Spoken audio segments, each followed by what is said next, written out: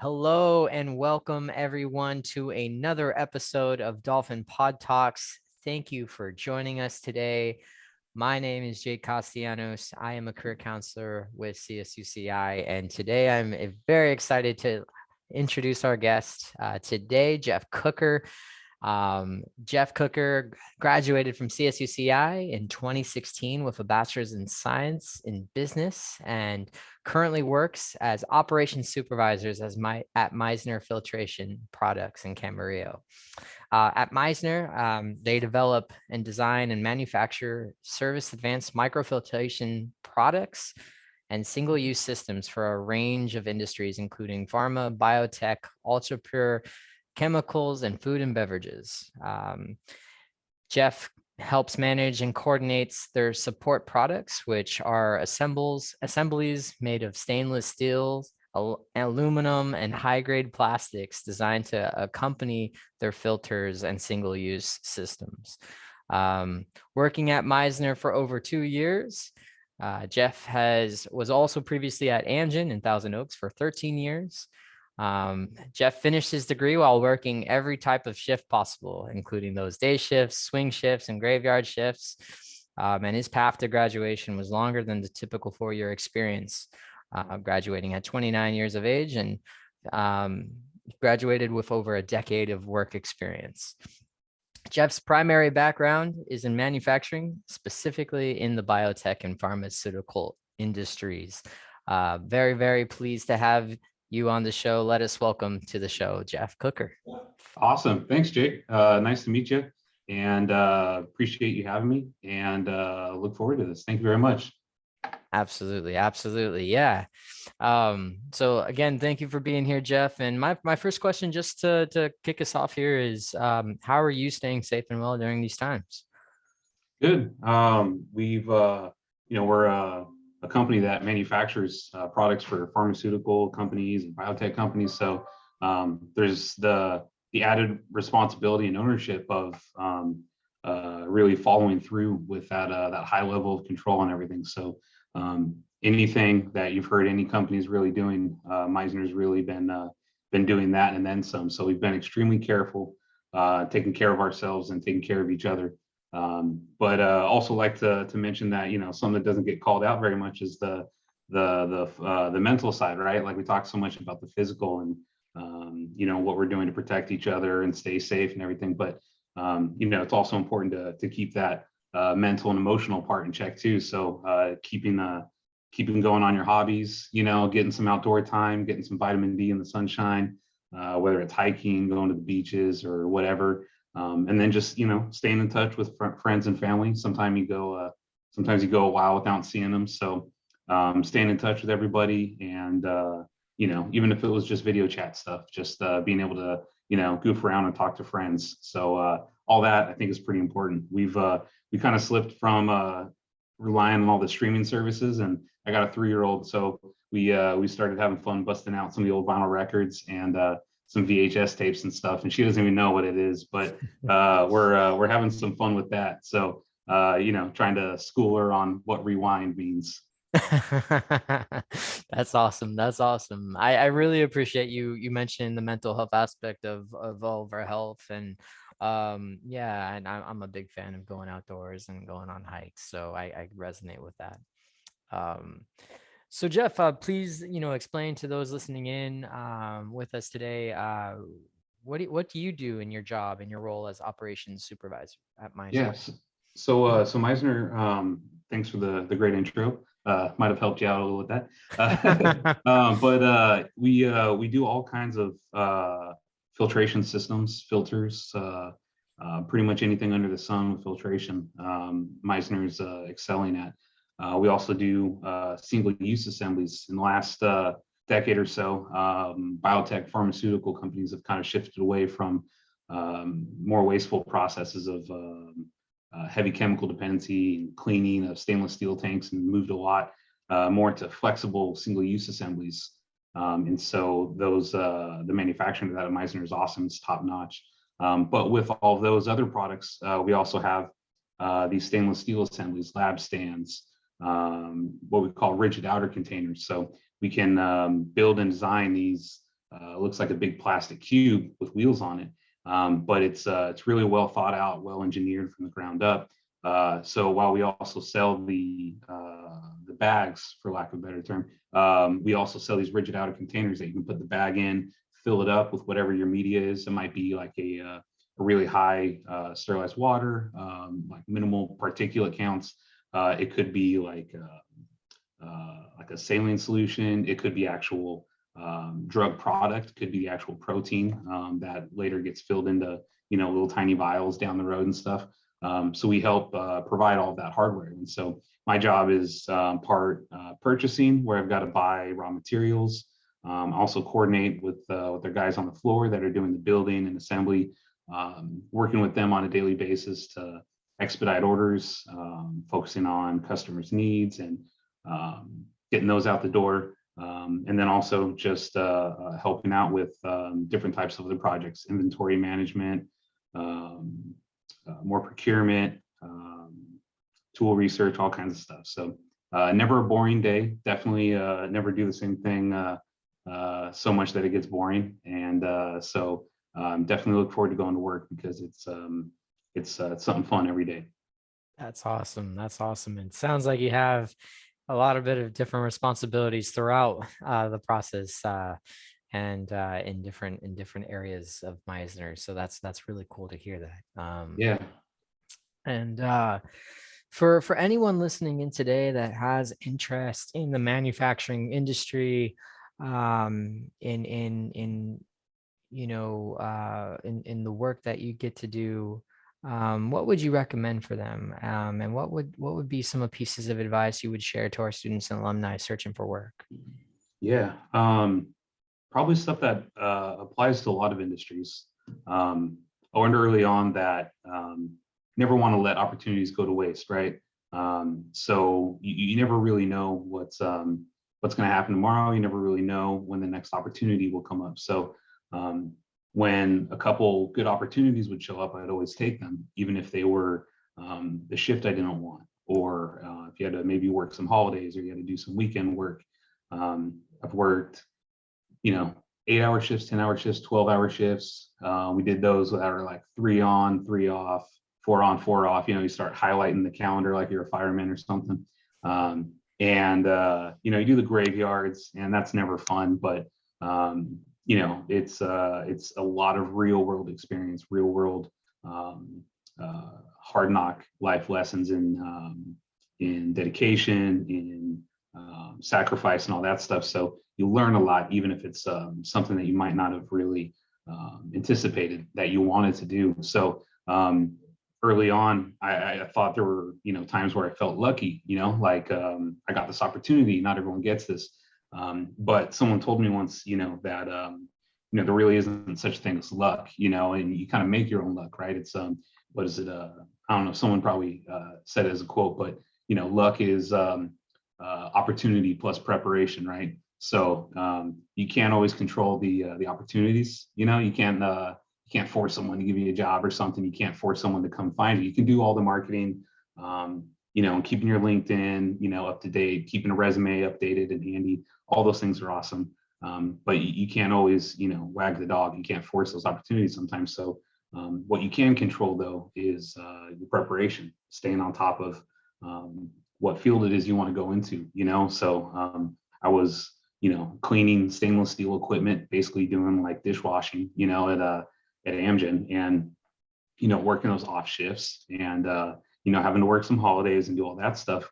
But I was getting firsthand knowledge of GMP manufacturing, which is good manufacturing practices. It's standards and guidelines that every manufacturing company, especially in the biotech, will be following. So even though I'm, little guy at the bottom, you still get that firsthand exposure with the quality systems, with enterprise resource management, with inventory stuff. There's all kinds of different facets that came in through that door, just because I was willing to take a job in a field I had never done, and to work those off shifts and stuff. So, and in doing that, eventually, finished my degree and everything. And with that came graduating with, 10 or 11 years of real work experience. And because I had to do classes a little slower. Thanks to CSUCI, by the way, for the flexible schedules that allowed me to do that.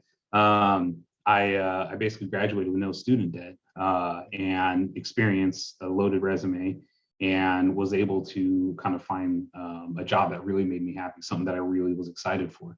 And that's where I'm at now with Meissner. So from the outside looking in, it looked like, doing those knucklehead shifts didn't look too fun. Having to wear steel toe boots, climbing ladders, carrying, heavy stainless steel equipment all the time. Didn't sound real fun, but after doing that for a while, you learn a lot. And again, it was just those that preparation, with those times of opportunity, and it works out. You never really know where the next opportunity is going to come from. So staying optimistic.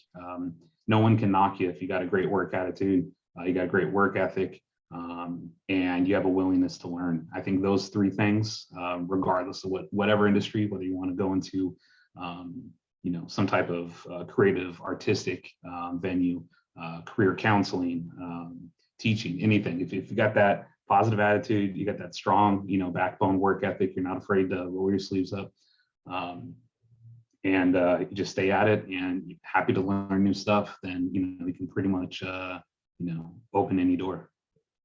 Awesome. I like that. I really like that a lot. And I think positivity can go a long way for ourselves, and personally and professionally. So I really appreciate you sharing that, and Yeah, for sure. and that piece of advice. Awesome. So, thinking kind of any trends you've seen in the biotech industry, is there anything you would want to mention to folks wanting to pursue this industry? And what would you share to them for any trends you've seen? Yeah, I've learned that kind of going back to what we were just talking about, that folks don't always end up working in this industry that set out from day one. Being 18 years old, just dreaming of a biotech job. There's some one of the best quality-minded persons I ever worked with was someone who actually had an English degree, like in English and literature, but they eventually transitioned into a quality role, and then with that, they got help to finish a master's and some biotech stuff, and were able to kind of transition and do some other stuff. So you never really know. Again, kind of going back to the opportunities. So there's a lot of stuff changing right now with all the supply chain difficulties that everyone's having. So there are probably a lot of different opportunities now than pre-COVID. For us, we've done, folks were definitely able to work from home that had the jobs that were available for that. But, we do manufacturing. So there's hard goods, you got to have boots on the ground. And we've been essential really since day one of COVID, whether it's helping supply materials and assemblies for COVID therapies, COVID vaccines, but also there's still a whole world of cancer drugs and all different kinds of drugs that are still needing to be manufactured for people. So even with all the extra COVID stuff, there's still a whole industry that needs all of that supplied. So I think the flexibility is huge. Some jobs might have you starting working at home. Some might have you, showing up to the office, and might be doing some 12-hour shifts in manufacturing or something. So I would really just say for folks to stay optimistic and to stay open to new opportunities. Awesome. Right on. It's good to hear that. And, constantly, I think industries are changing, and it's important for us to think about how we can change with the field that we're pursuing and interested in. That's really great. Well, Jeff, thinking and reflecting on your personal and professional life, has there been any kind of career advice you've received that stood out to you that's been very helpful? Yeah, just going back to the being prepared. I know it sounds cliche, but stuff just like just being on time, being focused, be early, being polite, staying engaged, not, I've seen people in meetings where, they're checking Facebook and stuff. And it's like, oh man, it's like killing me. So those things, most of us, I like to think, we're all on the same page with that. But, once you get past that type of stuff, like I said, just being early, being focused, being prepared, knowing at least, the minimum background knowledge going into something new. And again, be willing to learn whenever, something new pops up. Of course, there's stuff that's, not in your job description, or maybe it's what you call scope creep, right? Where you start a project just trying to, pick a new paint color. Next thing you know, you're buying furniture or, redoing the windows or something like that. And so it's, there's definitely times where stuff kind of can sneak up on you. But again, having that optimistic, positive attitude, be willing to learn new things, and just be prepared for whenever an opportunity comes, because you never really know. Don't rely too much on the specialized degrees or credentials. Those can definitely help you get your foot in the door for an interview. It can make you stand out, in a stack of resumes. But in reality, when you show up and you meet who you hopefully will be working for, having a good handshake and just, again, being engaged, and being prepared for your interview, and just looking forward to it. Be optimistic and stay engaged. Awesome. Right on. Well, Jeff, my last question for you today is, are there any last words of inspiration or motivation to our students and alumni tuning in today? I think it was my older sister is telling me that she's awesome. She's got a dual bachelor's in in math and teaching. I don't know why anyone would want to get a degree in math. I got out of math as soon as I could. There's some awesome, really, really crazy smart engineers out there that are just cut from a different cloth, right? They just see the world in angles and trigonometry and calculus, and that's awesome. And we need those people. My sister is one of those people.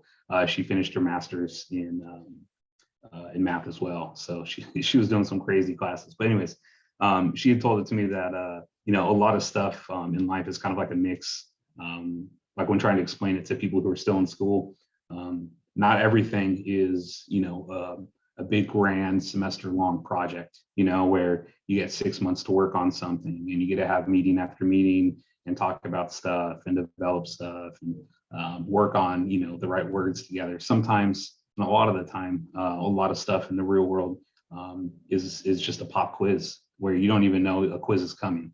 You might have weeks to prepare for something, and you get all the resources you want, and everything is hunky dory, in the preparation. Then sometimes in the real world, you get hit up at 4:59 p.m. on a Friday, and there's a really big decision that needs to be made, and it might rest on how well the content of your work, or of the work of your group. And so you kind of have to be prepared for both situations. It's not always available to sit back and spend all the time just focusing on one question. Sometimes you have to just really be prepared, be nimble, and flexible. So I think that's probably all I got, other than the other stuff I already rambled on about. Hey, wise words from you, Jeff. I appreciate that very much, and I appreciate you taking time with us today for this conversation, and wish you all the best. Awesome. Thanks, Jake. I appreciate it. Thanks for having me. And have a great week. Thank you. You too. Take care. Bye. See you.